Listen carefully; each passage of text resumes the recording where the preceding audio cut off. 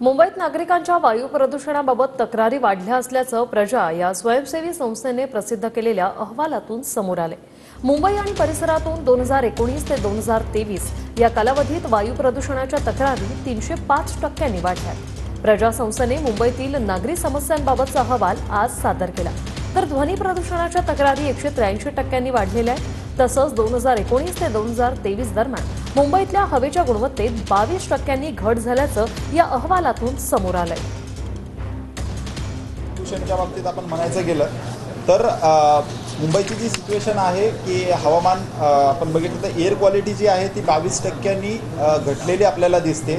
आणि हवामानाबाबतच्या म्हणजे जर पोल्युशन ओव्हरऑल पोल्युशन संदर्भातल्या जर आपण कंप्लेंट बघितल्या तर 183%नी त्यात वाढ झालेली आहे मागच्या 5 वर्षात 2019 ते 2023 मध्ये। याचा अर्थ की हवामान हे आपल्याला जे दाखवलेलं आहे एअर क्वालिटी इंडिकेटरने की 22%नी घटलेलं आहे, तर ते दिवसेंदिवस हवामान घटत आहे असं आपल्याला दिसून येतं।